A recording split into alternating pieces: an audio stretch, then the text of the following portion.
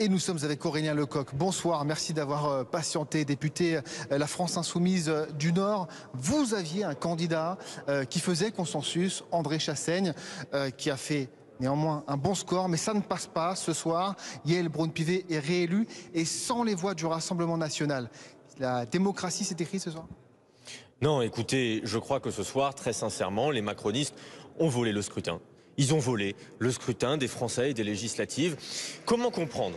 Comment les gens qui nous écoutent peuvent comprendre qu'ils ont fait échouer la Macronie dans les urnes, non seulement aux élections européennes, mais aussi aux élections législatives, et que les macronistes gardent la présidence de l'Assemblée nationale? C'est incompréhensible. Oui, aujourd'hui, les macronistes ont magouillé, ont fait des accords d'arrière-boutique avec les Républicains, avec peut-être le Rassemblement national, parce que le Rassemblement national a perdu 2 voix au dernier tour qui se sont probablement reportées sur Yaël Braun-Pivet. Donc oui, aujourd'hui, il y a un nouveau coup de force démocratique. Et je voudrais juste dire un dernier mot, parce qu'il faut rapporter un peu de réel dans tout ça. On a l'impression que la Macronie, ils jouent à compter les points, en s'accrochant à leur rocher pour surtout ne pas perdre leur joli palais.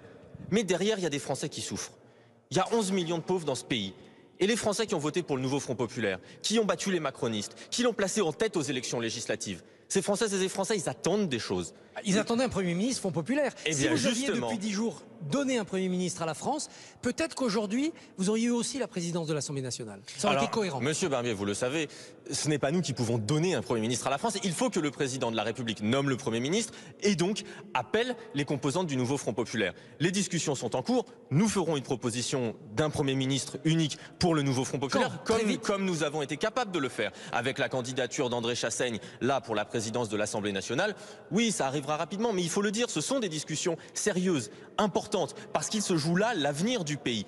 Je vous le rappelle, en 1936, le Front populaire avait mis 1 mois avant la constitution de son gouvernement, donc on est dans des délais tout à fait normaux. Ce qui n'est pas normal par contre, c'est que lorsque le peuple se prononce à une élection, fait un choix clair qu'une force est battue, le président de la République, garant des institutions, ne reconnaisse pas le résultat d'un scrutin démocratique. Et ça, en France, sous la Ve République, c'est peut-être une première. Et c'est pour ça que je dis ce soir que nous sommes en état d'urgence démocratique. En 1936, les communistes avaient été restés en dehors du gouvernement tout en le soutenant pour ne pas exciter la droite, pour dire vite. Est-ce que vous, LFI, vous êtes prêts à rester en dehors du gouvernement pour éviter une motion de censure immédiate? Je vois bien, Monsieur Barbier, que vous seriez ravi que les Insoumis s'écartent et ne participent pas à ce gouvernement. Soutenir, participer aux lois, au programme, mais pas mettre le chiffon rouge devant la droite. Aujourd'hui, les Insoumis sont un pilier du nouveau Front populaire. Le nouveau Front populaire a été rendu possible parce que nous avons cédé sans circonscription, nous avons contribué largement au programme.